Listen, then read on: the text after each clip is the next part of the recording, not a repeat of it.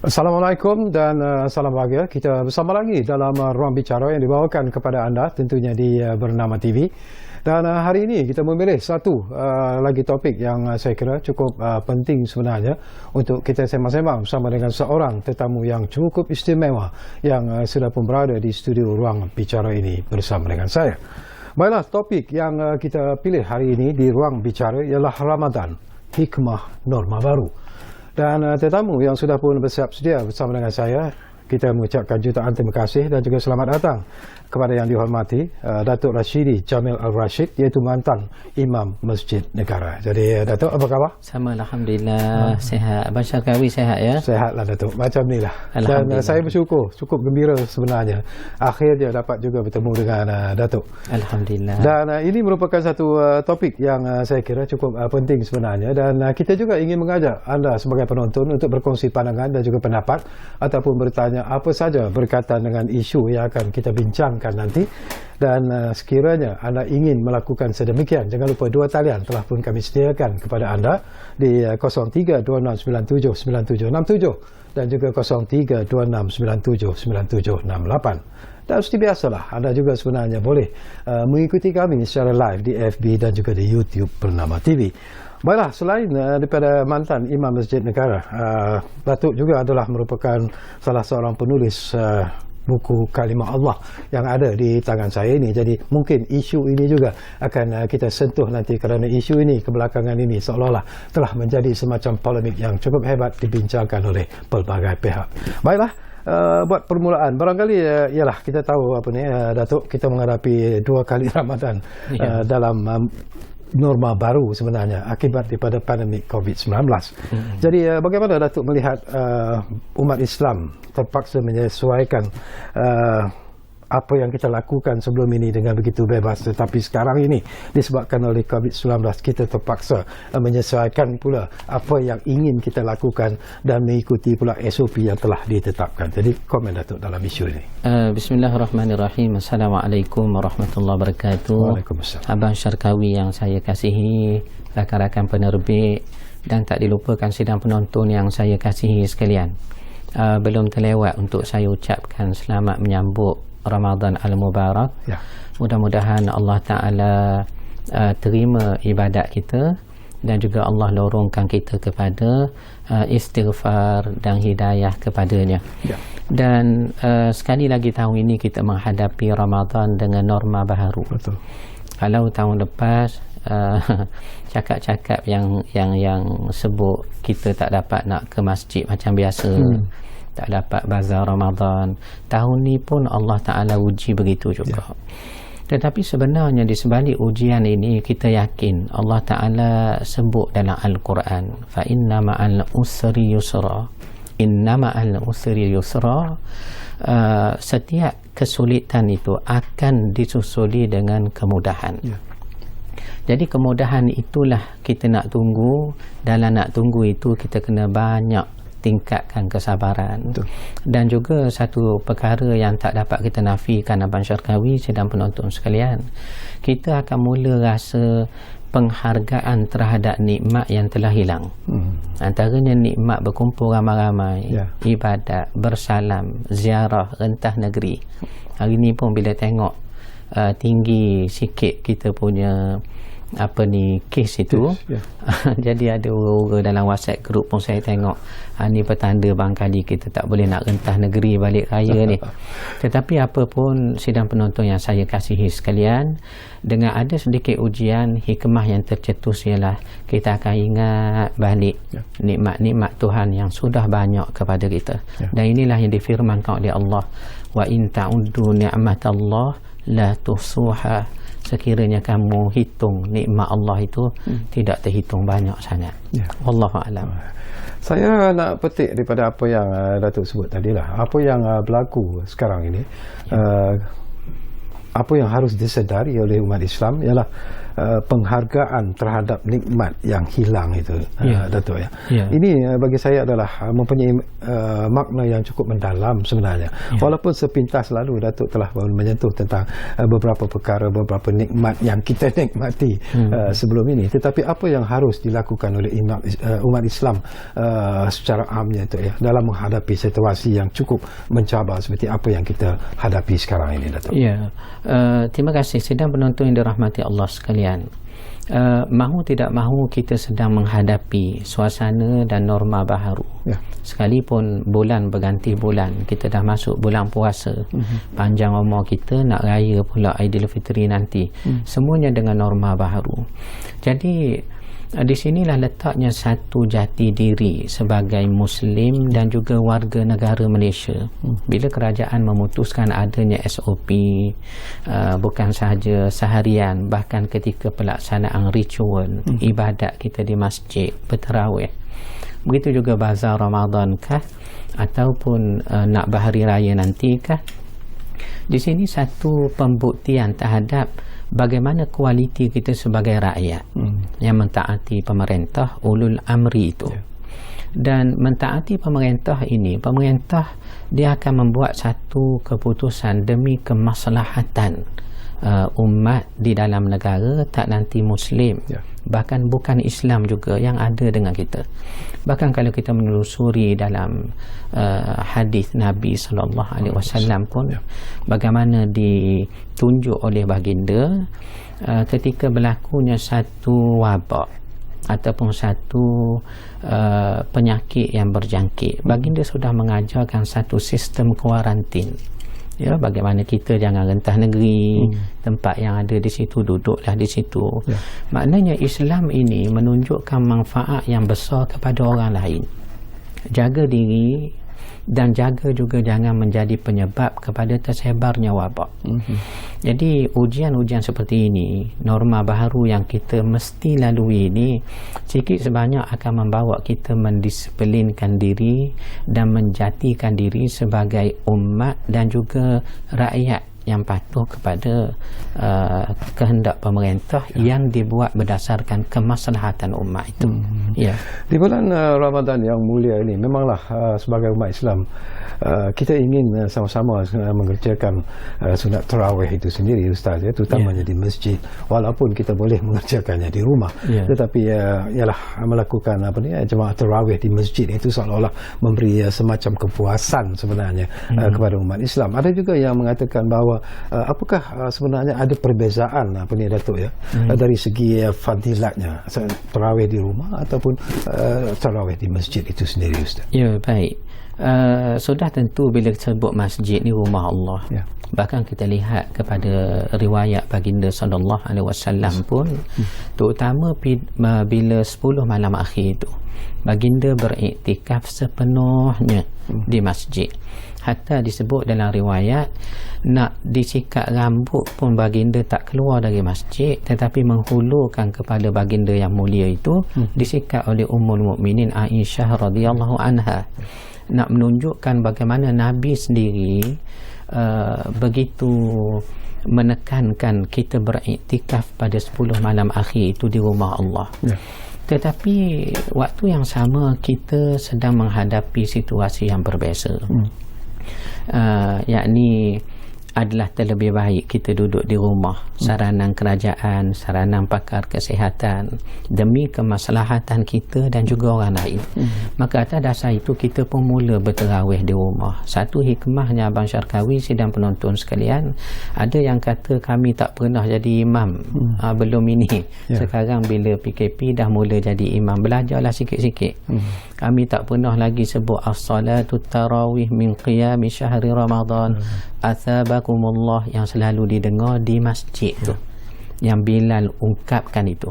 Tetapi sekarang kita dah mula belajar ataupun kita dah mula sedar bahawa mahu tak mahu solat ini ataupun hatta berkhutbah hari raya itu adalah boleh kita laksanakan dalam keadaan seperti ini. Sebab itu saya katakan, walaupun masjid itu ada fadilat yang besar, tetapi kemaslahatan umat yang lebih besar berdasarkan keputusan ulul amri kepada kita, maka kita taat.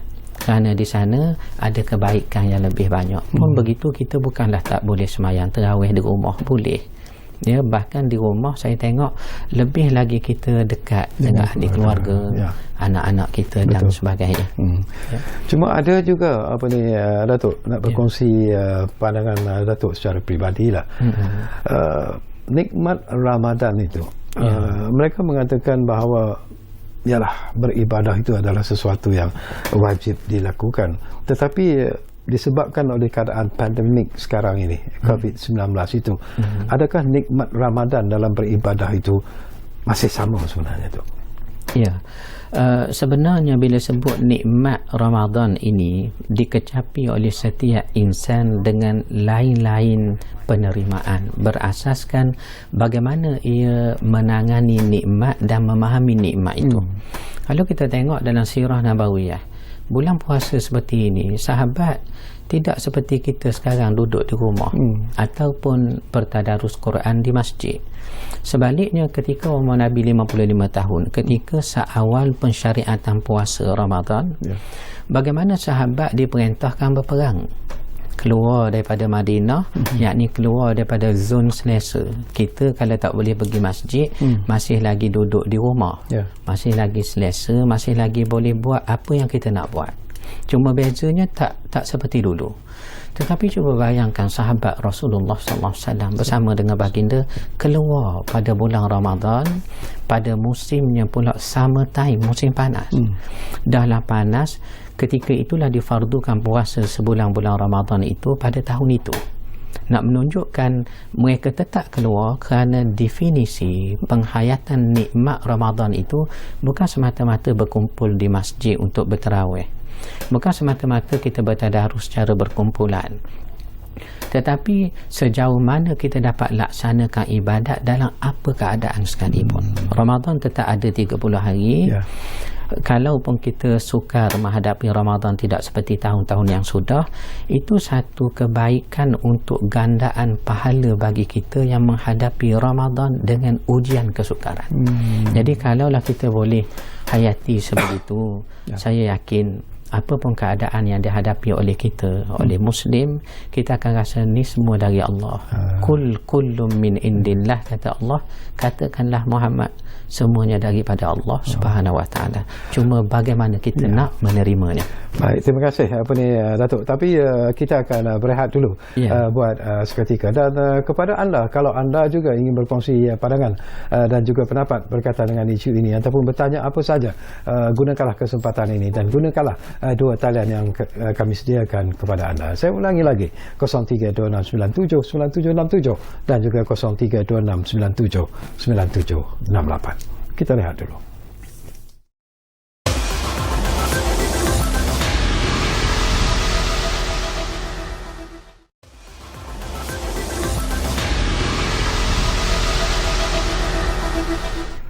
Alhamdulillah, kita kembali semula ke ruang bicara ini. Kita masih lagi bercakap tentang topik Ramadan, hikmah norma baru, dan tentunya kita masih lagi bersama dengan tetamu yang dihormati Datuk Rashidi Jamil Al-Rashid, iaitu mantan Imam Masjid Negara. Baik, sebentar lagi saya nak sentuh sebenarnya tentang kandungan buku ini, iaitu kalimah Allah, isu dan penyelesaiannya, Datuk ya. Tapi sebelum itu masih lagi kita nak cakap sedikit lagi tentang Ramadan, hikmah norma baru ini. Sambutan itu sendiri kadang-kadang dikatakan bahawa pada bulan Ramadan inilah masa sebenarnya untuk kita berjimat cermat, inilah masanya juga untuk kita bersedekah dan sebagainya. Tetapi kadang-kadang tanpa kita sedar, barangkali umat Islam sendiri kadang-kadang melakukan banyak pembaziran, terutamanya dari segi membeli juadah dan sebagainya. Apatah lagi pada tahun ini bazar Ramadan pula dibenarkan untuk dibuka dan sebagainya. Jadi pandangan Datuk lah dalam isu ini, Tok. Ya, baik. Terima kasih sidang penonton yang masih setia dengan kita. Kita membicarakan tentang Ramadan dan beberapa isu semasa. Respon saya terhadap soalan yang diutarakan oleh Abang Syarkawi tadi, Rata-rata setiap orang begitu. Hatta kadang-kadang orang agama pun, ustaz kah, imam kah, agaknya bila sebut berkait puasa, makan minum ni sama sahaja agaknya bang ya. Jadi kadang pergi juadah, pergi ke bazar, kita beli tu lebih daripada keperluan. Kadang-kadang kita pun tak sempat nak makan pun. Betul. Ada baiknya saya dan juga sidang penonton sekalian, kita meneliti satu kata-kata yang disandarkan kepada Imam Al-Ghazali rahimahullah alaih. Imam Ghazali kita ada pernah sebut, kalau nak tengok satu orang tu berjaya atau tidak puasa dia, tak perlu tengok pada hari 30. Maknanya setengah kita nak kena tengok finalnya, hari terakhir berjaya ke tidak. Kata Imam Ghazali, tidak perlu tengok hari ke-30, tetapi memadai kamu lihat setiap hari. Nak tahu satu orang berjaya ke tidak puasanya, tengok setiap hari. Dah waktu mana kita nak tengok setiap hari? Katanya pada waktu kita berbuka. Setiap orang bila tiba waktu maghrib nak berbuka, tengok macam mana cara dia berbuka. Kalau dia berbuka dengan caranya ala qada, sederhana sahaja, maka berjaya puasanya itu, mengawal syahwatnya, keinginan makan minumnya. Tetapi kalau dia berbuka tu macam nak buat tahlil lah, kita kata, pergi bazar Ramadan pakai troli tu, semuanya dibeli. Jadi orang-orang di bazar Ramadan ingat ke dia nak buat tahlil di rumah 40 orang agaknya? Tidak, dia dengan isterinya saja di rumah. Ini tandanya tidak berjaya puasa itu. Kerana puasa ni sebagaimana yang kita maklum, mendidik kita ataupun mengawal kehendak, keinginan, syahwat kita. Tiba-tiba hatta dalam puasa yang begitu dikehendaki oleh Allah pun, kita tak boleh nak didik, tak boleh nak kawal nafsu makan kita tu. Berlaku pula pembaziran. Maka di sini katanya Imam Ghazali rahimahullah alaih, gagal puasa. Dia dapat pengalaman puasa, dapat lapar dan dahaga, tetapi sifatnya terhadap makan minum, fitrah yang sepatut ditinggalkan kerana Allah itu, tidak ada apa-apa perubahan padanya. Tapi kita berdoa mudah-mudahan dengan sedikit panduan ini kita dapatlah ubah sikit sebanyak dari hari ke hari, hari ke hari, mudah-mudahan. Ya, mudah-mudahan. Baik, satu lagi, bila isu ada Datuk sebut isu makan minum, saya tiba-tiba teringatlah Datuk ya. Sesuatu yang cukup sentimental dalam jiwa saya, tetapi kesannya amat mendalam sekali. Zaman dulu kalau di kampung itu, bila datangnya bulan Ramadan, bila hampirnya waktu nak berbuka dan sebagainya, kita selalunya akan bertukar-tukar juadah dengan keluarga kita di kampung, sahabat kita di kampung dan sebagainya. Tetapi mungkin keadaan sebegini sudah semakin pupus sebenarnya Datuk ya, semakin hilang. Jadi apakah Datuk melihat bahawa di mana silapnya dan kenapa? Apakah kerana keadaan sosial kehidupan yang berbeza jika dibanding dengan zaman dulu, ataupun ada sebab-sebab lain sebenarnya tu? Ya, sebenarnya orang-orang tua kita dahulu adalah orang generasi yang bijak. Saya adalah salah seorang yang percaya orang-orang tua kita dulu ni bijak, didikannya secara langsung ataupun tidak. Saya ingat di Terengganu, saya rasa kalau tempat lain pun sama. Allah yang rahmah moyang saya, yang mulia Tuan Syarifah Tuan Tengah, antara yang selalu dia ajar, kalau kita ni belatung kepala, belatung ni bahasa Terengganu, terjemah bahasa kita ni terantuk kepala kanak-kanak. Kalau terantuk kepala, dia ajar oleh orang tua kita, antuk sekali lagi. Dahlah terantuk, tak sengaja kuat menangis tu, tapi dia kata antuk sekali lagi. Tapi antuk kali kedua ni perlahan sikit. Bila kita tengok cara orang tua ajar ni bijak. Sebab bila kita terantuk kali pertama dengan kuat, mungkin rasa nak marah, tak puas hati ada pada jiwa satu orang tu. Tapi bila kita lantung sekali lagi pelan saja, hak nak marah tu pun dah hilang, sebab dah bersentuh balik kita, berpeluk balik kita. Ni cara orang tua dulu ajar kita, sangat bijak, walaupun secara tidak langsung.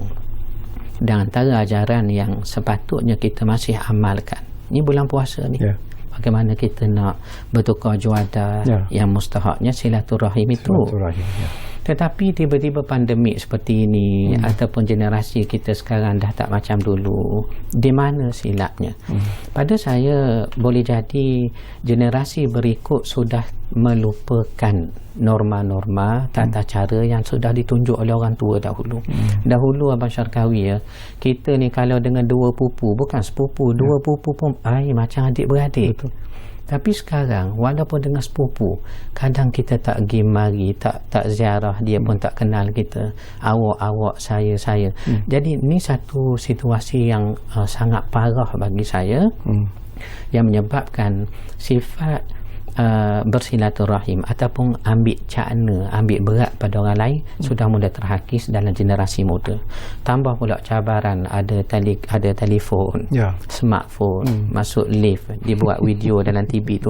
Betul sebenarnya keadaan kita, ya. Betul. Masing-masing ada dunia sendiri, hatta di rumah pun. Jadi saya rasa walaupun dunia sudah moden, kita boleh modify dengan kemodenan, keteknologian kita ini, tetapi masih asasnya ajaran orang tua kita dahulu. Mungkin sekarang kita tak boleh nak hantar kuih, tepung bunga, tepung buku, cendol, lopak tikam di depan pagar rumah jiran. Tapi sekarang kita boleh call Food Panda ataupun Grab, tolong hantar kepada sekian-sekian. Betul. Jadi rupanya masih boleh diteruskan nilai yang baik dengan sedikit modify. Kalau kita mahu, ada jalan, insyaAllah. InsyaAllah. Mudah-mudahan. Baik, Datuk, saya difahamkan kita ada pemanggil di talian kita sekarang ini. Ridwan dari Pulau Pinang sudah pun bersiap sedia di talian kami. Assalamualaikum, Tuan. Ya, Assalam. Ya. Assalamualaikum. Adik Kawi. Ya. Ada yang berbahagia, Datuk. Ya. Ini soalan saya yang pertama. Okey, adakah dengan kita mengikut norma baru, umat Islam masih menjadi umat Islam yang sejati? Itu yang pertama. Apa tadi? Adakah dengan kita mengikut norma baru, kita masih menjadi umat Islam yang sejati? Itu soalan yang pertama. Okey, yang kedua, ni mengenai norma baru kan, kita sembahyang Jumaat kan. Dalam suasana COVID ni, ada apa hukumnya kita ikut norma baru ni dalam sembahyang Jumaat? Okey, yang ketiga, ni pengambilan vaksin ni dalam bulan puasa ni bagaimana tu? Adakah dia sah atau tidak tu? Itu yang ketiga. Sekian, terima kasih minta penjelasan daripada Ustaz. Baik, terima kasih banyak-banyak Ridwan dari Pulau Pinang. Menarik juga soalan-soalan yang dikemukakan oleh Ridwan tadi. Jadi mungkin respon daripada Datuk sendiri tu. Ya, baik, terima kasih kepada saudara Ridwan daripada Pulau Pinang. Saya doakan selamat berkat di sana dan juga sidang penonton yang saya kasihi sekalian. Saya kira ada 3 soalan yang akan saya cuba rangkumkan kepada saudara dan juga sidang penonton kita. Pertamanya, mahu tidak mahu kita sedang menghadapi suasana dan norma baharu. Norma baharu bukanlah satu bentuk menyebabkan kejatian, kemusliman kita itu hilang ataupun tergadai. Tetapi bagaimana kita nak menghadapi norma-norma baharu itu dengan Islam yang makin kukuh dalam jiwa kita. Hatta kalau kita semayang pun dalam keadaan berbeza-beza, maka keadaan solat pun berbeza. Contoh kita sakit, Abang Syarkawi, saudara Ridwan, kita tak boleh qiyam, kita boleh duduk. Maknanya Islam itu tidaklah menetapkan keaslian, kejatian Muslim itu mesti dalam keadaan statik. Sebaliknya, kita menghadapi ujian yang Allah Ta'ala turunkan kepada kita dengan panduan agama. Jadi antaranya SOP ni satu panduan yang ditunjuk kepada kita demi kemaslahatan. Baik itu kita tengok dalam kaedah fiqhiyah pun, Islam mengajar kita kaedah antaranya sadduz zari'ah ataupun sadduz zara'i'. Apa maksudnya? Sekat satu benda supaya tak merebak mudarat lebih besar.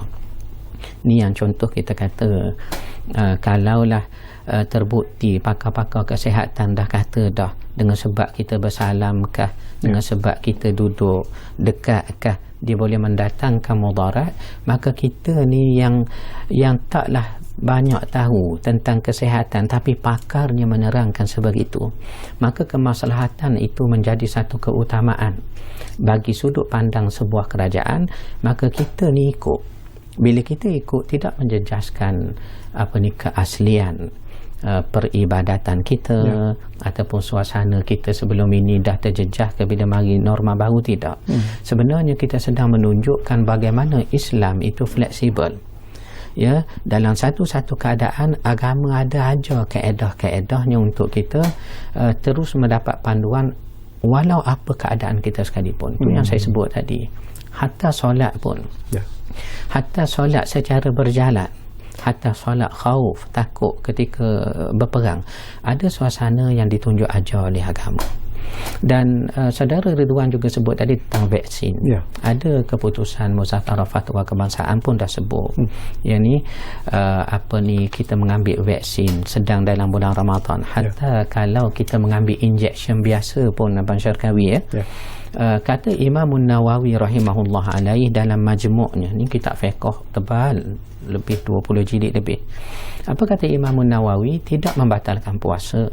Mana-mana tusukan, yakni injection lah, pada satu tempat, contoh betis kita injek, tiba-tiba kesan daripada ubat itu datang sampai ke otak, hanyut, rasa pening, tidak membatalkan puasa. Kerana pertama, kita memasukkan injection itu bukan pada rongga.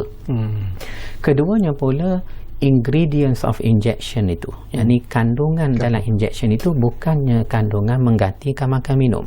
Lainlah kalau dia drip air ganti minum, itu batal walaupun injek bukan pada rongga. Ataupun dia masukkan glukos, ada dibahaskan oleh ulama termasuk kontemporari ini. Jadi hukumnya tidak membatalkan puasa.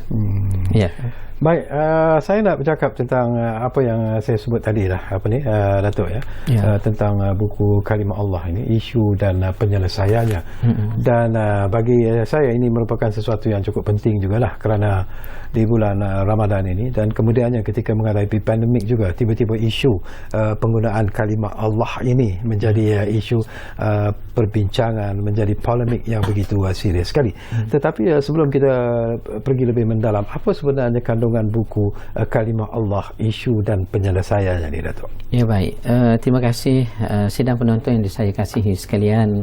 Kita ditakdirkan Allah berhadapan dengan sekali lagi polemik isu kalimah Allah.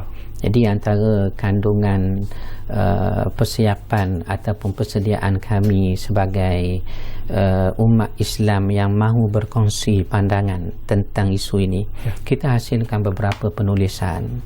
Antaranya 3 penulisan berkenaan isu yang berlaku dalam negara, isu kalimah Allah.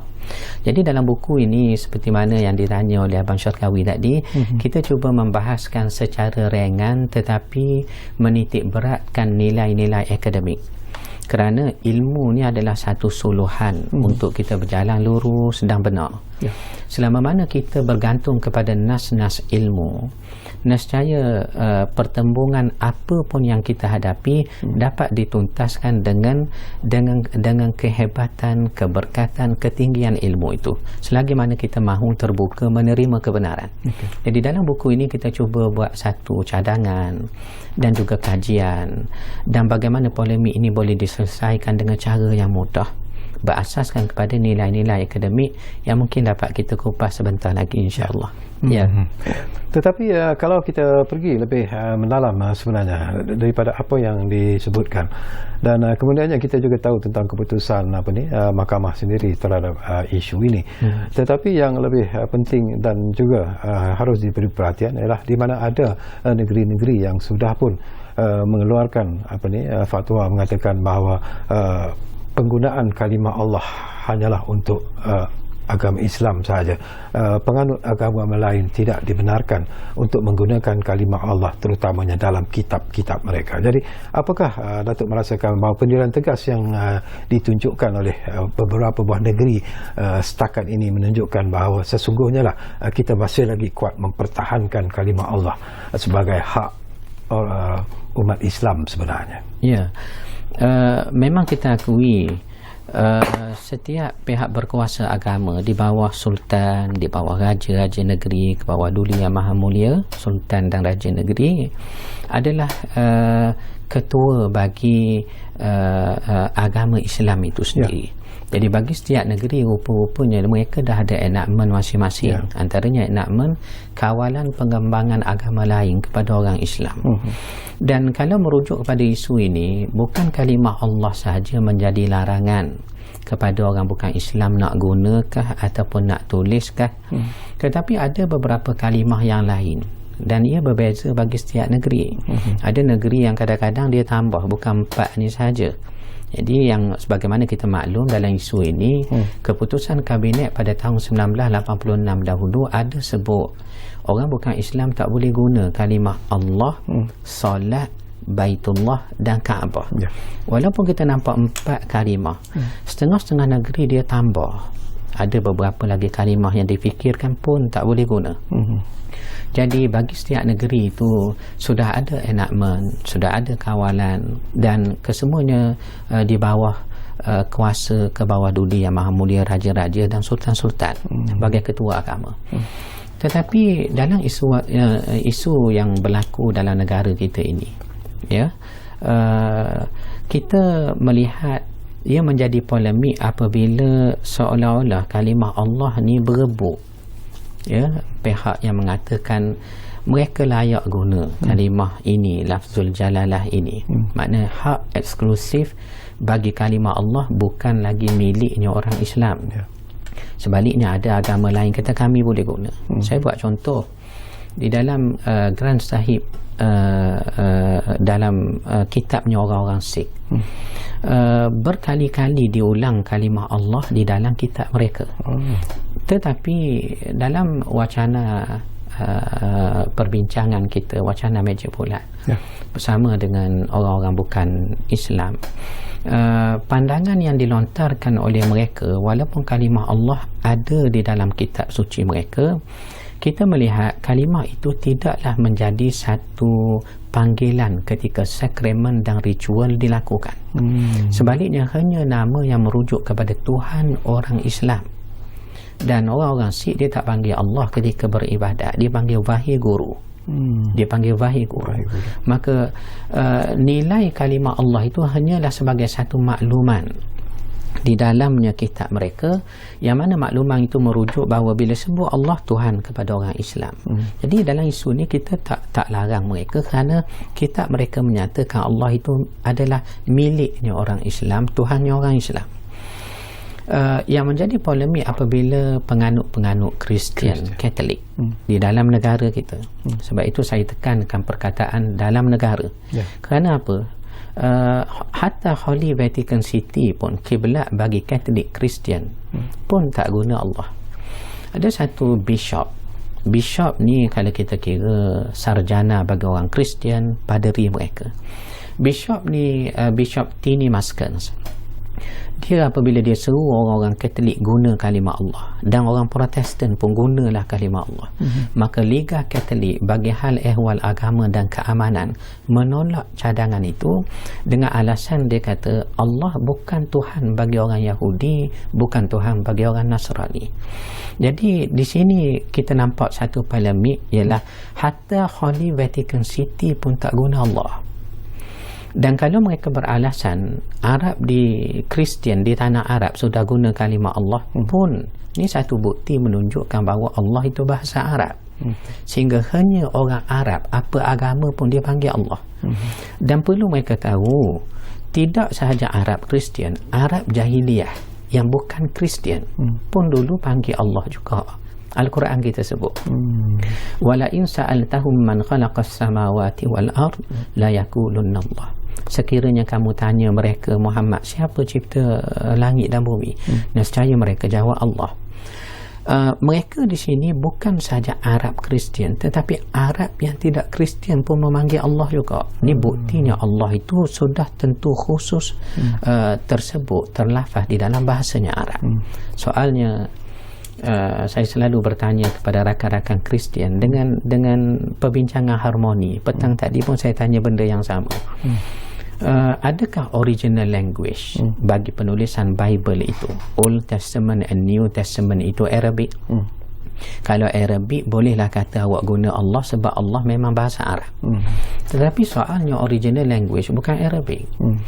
Old Testament Abang Syarkawi sedang penonton yang dikasihi sekalian, mereka tulis Old Testament dengan dua bahasa, sama ada Aramaic language ataupun Hebrew language. Dalam Aramaic dan Hebrew kalimah Allah ni tak ada. Sebab orang yang menggunakan bahasa Aramaic dan Hebrew, bila mereka panggil Tuhan, mereka tak panggil Ya Allah, tidak. Mereka panggil El, Eloh, Elohim, Yahweh, Adonai. Dan New Testament bagi Bible pula ditulis dalam bahasa Greek. Dalam bahasa Greek pun kalimah Allah tak ada. Kerana orang Greek bila panggil Tuhan, dia panggil dengan kalimah Theo. That's why kita belajar teologi. Dan setengah pengkaji kata bukan Theo tetapi Theos, ada S di belakangnya. Saya kata tak apalah, ada S kah ataupun tak ada S kah, janji dia punya sound tak semila pun dengan Allah, Theo dan Theos. Dan kalau orang Greek menyembah Tuhan sebenar, Tuhan sebenar dalam bahasa Greek dipanggil Hotheos. Dan kalau orang Greek menyembah Tuhan palsu dalam bahasa Greek dipanggil Tontheos ataupun Tintheos. Jadi dari segi original language, Aramaic language, Hebrew language and Greek language, kalimah Allah ni tidak ada. Kerana mereka hanya memanggil dengan 10 perkataan tadi, El, Eloh, Elohim, Yahweh, Adonai, Theo, Theos, Hotheos, Tontheos, Tintheos. Ini satu perkara. Tetapi perkara yang lebih besar lagi sepatut diperhatikan oleh rakan-rakan Kristian kita. Saya ramai kawan Kristian, orang-orang baik, bahasa kita panggil orang soleh lah.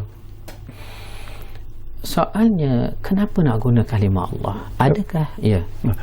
Sebelum tu Datuk, kenapa nak guna kalimah Allah? Ya. Apakah penekanan mereka sebenarnya ialah untuk digunakan kalimah Allah ini dalam penerbitan buku-buku mereka ataupun bukan dari segi lafaz mereka yang sebenarnya? Ya, sebab itu saya katakan soal kevaliditian, valid ke tidak, keabsahan, relevan ke tidak, eksklusif ke tidak kalimah Allah itu untuk digunakan oleh orang selain Islam adalah satu benda yang perlu dibincang dengan nilai akademik. Sebagaimana yang telah kita bincang tadi dan kita setuju, hanya ilmu yang dapat menyuluh manusia dan menemukan pertembungan-pertembungan yang berlaku, yakni akademik, selagi mana manusia itu mahu menerima kebenaran. So dari segi original language memang kalimah Allah tidak ada. Dan kalau kita meneliti Holy Bible, orang-orang Kristian bersetuju dengan saya bahawa insan yang paling patut mereka ikut ialah Isa bin Maryam, Jesus Christ son of Mary. Dan soalnya, adakah Jesus Christ son of Mary pun sewaktu dia sakramen, ritual, berdoa, ibadat, dia panggil oh Allah ya Allah? Pun tidak. Kerana Isa bin Maryam ni bukan Arab, dia Yahudi. Dan bila Injil diturunkan kepada baginda, mesti diturunkan dalam bahasa bangsanya baginda, yakni Yahudi. Jadi dalam bahasa Yahudi, kita dah bincang tadi, kalimah Allah itu tidak ada. Jadi sepatutnya untuk menyelesaikan polemik ini, apa salahnya kalau kita lihat Isa bin Maryam sendiri tidak guna kalimah Allah, original language sendiri tidak terdapat kalimah Allah. Dan saya bertanya petang tadi, dalam pertemuan dengan satu most reverend, satu sarjana Kristian Katolik, saya kata, Tuan, apakah kalau Tuan tak guna kalimah Allah, tak panggil oh Allah dalam ibadat, tak sah ke sembahyang Tuan? Soalnya nak tahu sah ke tidak. Sebab Abang Syarkawi pernah berlaku satu konflik di India, yang mana orang-orang Hindu terasa hati, dalam erti kata lain marah kepada orang Islam tiap kali raya haji sembelih lembu korban. Maka mahkamah di India dia bertanya pada orang Islam, kalau tak sembelih lembu sah tak sembahyang, sah tak raya haji? Kita kata sah. Kita boleh sembelih unta, boleh sembelih benda yang lain. Jadi begitu juga polemik ini boleh diselesaikan. Kalaulah kalimah Allah itu tidaklah menggugat kesahihan ataupun sah dan batalnya ibadat orang Kristian Katolik, maka mengapa mereka tidak refer kepada original language mereka demi keharmonian negara ini? Dan kita berlindung di bawah perlembagaan. Kalau masing-masing berpegang kepada our holy scriptures, our holy book, tentu berlaku pertembungan. Maka perlembagaan saya kira adalah satu titik pertemuan yang mana kita kepercayaan kepada Tuhan, dia tak sebut Allah, Tuhan, Raja dan Negara. Kemudian kita nak kesusilaan tu, kita nak juga perpaduan dan keharmonian itu.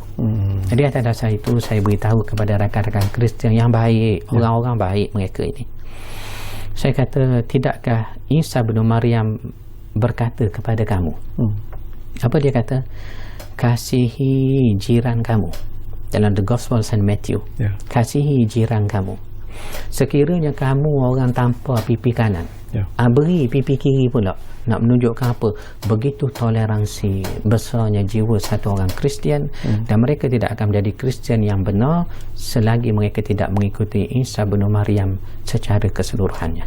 Kita bercakap tentang semangat toleransi, kita bercakap tentang semangat rakyat Malaysia secara keseluruhannya, Datuk. Kita tidak mahu mencipta sesuatu isu yang mungkin boleh memecah belahkan perpaduan rakyat Malaysia. Tetapi kita ingin melihat bahawa jalan penyelesaiannya sebenarnya ada, dan ianya harus dilakukan dengan nilai-nilai apa yang Datuk sebut tadi, teologi yang unggul sebenarnya. Jadi pandangan Datuk, bagaimana nak menyelesaikan isu ini secara adil, win-win situation kepada kedua-dua pihak, kepada kesemua pihak? Ya, baik. Terima kasih Abang Syarkawi dan penonton yang saya kasihi sekalian. Saya selalu menekankan di dalam presentation saya, dalam public speaking talk saya di seluruh Malaysia, hatta dalam perbincangan secara tertutup dengan rakan-rakan, dengan sarjana daripada agama Kristian, saya berpandangan isu ini sebenarnya sangat-sangat mudah nak selesai, dengan syarat kedua-dua pihak mahu keharmonian, mahu perpaduan. Dan saya sebut tadi, kita ada titik temu, iaitulah perlembagaan negara. Cuba bayangkanlah, kalaulah kalimah Allah ini diberi guna kepada orang bukan selain daripada Islam, antara konflik yang timbul ialah kekeliruan. Kerana kita, agamanya negara ini adalah Islam, telah meletakkan Allah itu dengan konsepnya yang sebenar. Kul huwallahu ahad, Allah tu satu. Sedangkan rakan kita daripada agama Kristian mempercayai Allah itu adalah bapa kepada Isa bin Maryam. Father in heaven is God, Son is God, and Holy Spirit is God. Jadi di Holy Trinity itu, yang juga kalau nak guna kalimah Allah dengan ketauhidan kita yang sudah tentu dah pun asalnya kita guna kalimah Allah, akan mengalami satu pertembungan yang sangat dahsyat. Kalaupun permasalahan teologi ini tidak dapat diselesaikan, masing-masing ada hujah dan masing-masing berkeras dengan hujah teologi masing-masing, tidakkah mahu kita melihat kepada perlembagaan sendiri?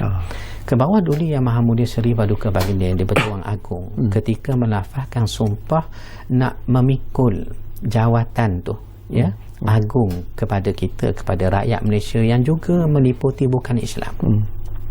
Apa yang baginda lafazkan? Kalau tidak lafzul jalalah Allah, wallahi wa tallahi wa billahi. Jadi lafaz ini begitu besar dan begitu tinggi nilainya, sehingga kan agung payung negara, hierarki paling tinggi dalam negara pun bergantung di bawah lafzul jalalah yang paling tinggi daripada baginda. Tiba-tiba ada satu kelompok mendakwa kami boleh guna, dan digunakan bukan pada konsep sebagaimana dilafazkan oleh hierarki negara. Lalu apakah lagi nilai kepada kalimah itu yang juga diungkapkan oleh ke bawah duli, dan diungkapkan juga oleh mereka yang mempunyai konsep kesyirikan terhadap lafzul jalalah itu. Baik, itu bagi saya nak selesai isu ini, kalaupun tidak melalui teologi ataupun melalui pemahaman pentafsiran terhadap kitab masing-masing, tidakkah mahu kita melihat keharmonian yang dipupuk dalam perlembagaan, perpaduan yang sudah kita kecapi sudah lama di bawah perlembagaan, kita kekalkan nilainya dan titik temu di situ. Saya tahu Datuk bukan seorang pakar undang-undang tu, tetapi mungkin sebagai insan biasa yang juga melihat apa yang berlaku ini sebagai sesuatu yang harus diberi perhatian yang serius. Apakah secara ikhlasnya, saya tak dapatkan pandangan Datuk, apabila keputusan ini dibuat oleh pihak mahkamah, apakah mereka tidak merujuk kepada apa yang tercatat dalam perlembagaan negara tu? Sejujurnya saya tidak menyentuh kebijaksanaan ataupun credibility, keautoritian pihak-pihak pengamal undang-undang, kerana saya yakin penafsiran terhadap undang-undang itu biarlah mereka yang arif, pakar meneliti isu ini mengikut undang-undang. Kerana isu ini pun sudah pun melibatkan mahkamah. Apa saja diputuskan oleh mahkamah sebagai rakyat yang baik, kita terima. Tetapi bagaimana cara untuk kita menangani keputusan itu perlu kita tangani dengan bijaksana dan harmoni. Bukan kata bila dah keluar keputusan kita tak ada peluang nak rayu, ada peluang rayu. Tetapi mustahak bagaimana Muslim ataupun bukan Muslim pun semangat perlembagaan yang ada pada kita demi melihat keharmonian dan perpaduan itu dikekalkan, dan waktu yang sama kita tidak meremehkan hak kita, terutama hak kalimah Allah ini adalah eksklusif bagi kita orang Islam. Betul. Sesuai dengan perlembagaan pun sebut begitu. Agama Islam adalah agama negara ini. Tetapi biarlah dengan cara yang bijaksana untuk kita tangani isu ini. Itu orang-orang tua kita sebut, Abang Syakawi, tarik rambut dalam tepung, biarlah tepung tak selerak, tapi rambut pun tidak putus. Betul. Jadi masing-masing dapat manfaat. Taklah keruh sangat air di muara tu kerana kita taklah buat onar di hulu, kata orang-orang tu. Jadi saya ingat kalau masing-masing dapat mengambil pendekatan ini, negara kekal harmoni, waktu yang sama dakwah bilhal, dakwah yang lembut, dakwah yang berintegriti itu, yang tidak keras. Hatta bercakap dan perbuatan pun kita pamerkan inilah Islam. Sebagaimana Nabi sallallahu alaihi wasallam tunjuk. Nescaya saya lihat hikmahnya bila ramai orang nak guna kalimah Allah, orang mula kaji siapa Allah. Ya, baik. Betul. Baik, bila Datuk sebut tentang kalimah Allah ini adalah hak eksklusif umat Islam sebenarnya. Apakah Datuk merasakan bahawa mungkin umat Islam juga harus membuka minda mereka, membuka pemikiran mereka dan membuka hati nurani mereka juga untuk menghadapi isu ini dengan hati yang betul-betul jitu, dengan semangat yang betul-betul kuat, jitu. Dan apakah Datuk merasakan bahawa keputusan-keputusan yang dibuat oleh beberapa negeri setakat ini untuk melarang penggunaan kalimah Allah oleh agama lain adalah sesuatu yang tidak dibenarkan sama sekali di negeri-negeri tersebut? Jadi apakah bagaimana Datuk merasakan apa lagi yang perlu dilakukan oleh umat Islam dalam usaha untuk mempertahankan kalimah Allah ini sebagai hak eksklusif kita? Ya. Terima kasih sidang penonton sekalian, Abang Syakawi.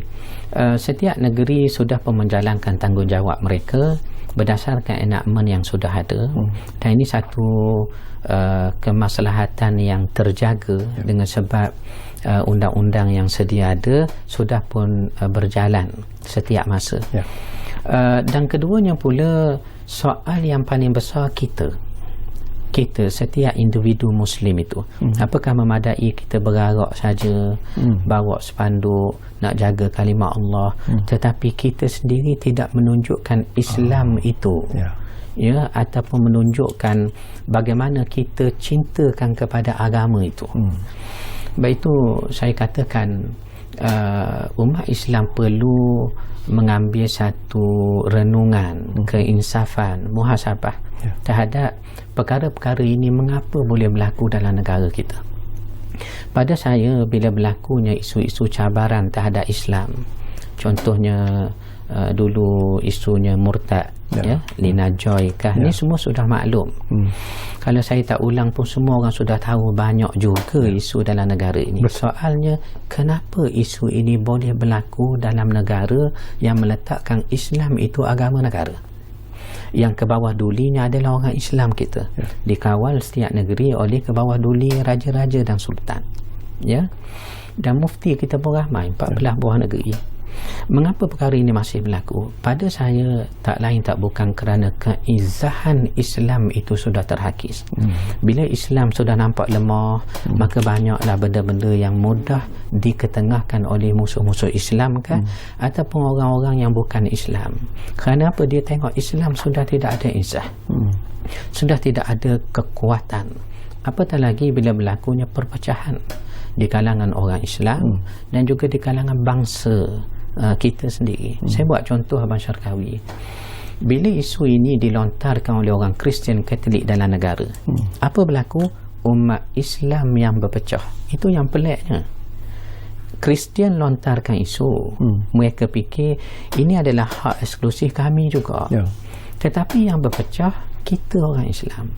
Sehingga ada yang setuju kalimah Allah diberi guna kepada mereka. Siapa? Muslim juga. Ada di kalangan Muslim tak setuju. Seakan-akan kita sudah mengalami perpecahan yang begitu lama sehingga merugikan banyak perkara yang patut kita bangunkan bersama demi keizahan Islam dan juga keharmonian orang-orang bukan Islam dalam negara ini.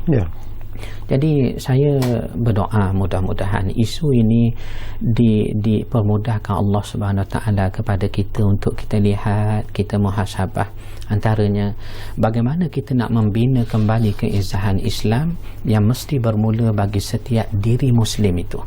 Antaranya integriti. Kalau bercakap Muslim patutnya integriti.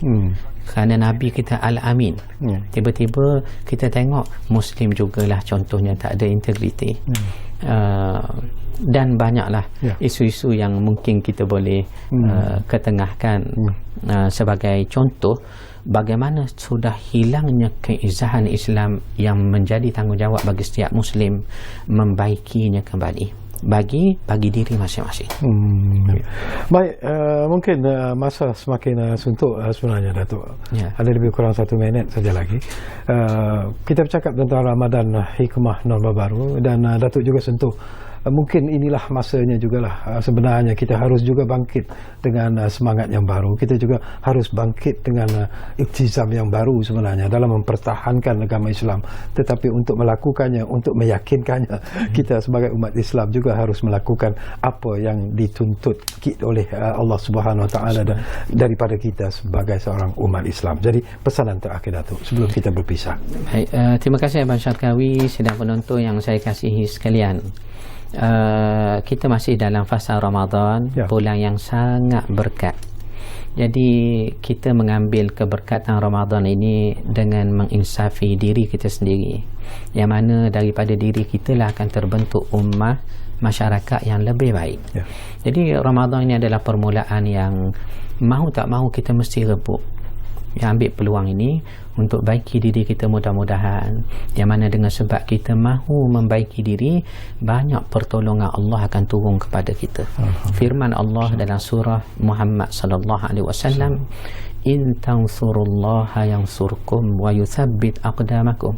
Sekiranya kamu tolong agama Allah, antaranya ahli tafsir kata kita sendiri mengizahkan Islam, memuliakan Islam dengan jati diri Muslim yang sebenar. Maknanya setiap orang akan menjadi Muslim yang benar untuk keizahan Islam. Jadi wa yuthabbit aqdamakum, Allah akan tetapkan kedudukan kamu. Jadi mudah-mudahan saya mengucapkan selamat Ramadan dan selamat Hari Raya juga Abang Syarkawi. Jadi setinggi-tinggi terima kasih juga kepada Datuk Rashidi Jamil Al-Rashid kerana sudi bersama dengan kami di ruang bicara ini. Ini bukan kali pertama dan terakhir sebenarnya untuk kita bersama. Mudah-mudahan insya-Allah kalau Allah mengizinkan kita akan bersama lagi di ruang bicara. Dan tentunya terima kasih kepada anda yang menumpukan perhatian bersama kami di ruang bicara ini. Dan jangan lupa kita masih lagi menghadapi dugaan dan juga cabaran pandemik COVID-19. Jadi ikutilah segala SOP yang telah ditetapkan. Kita jaga kita jaga keluarga kita, dan yang penting kita jaga negara kita. Jumpa lagi. Assalamualaikum.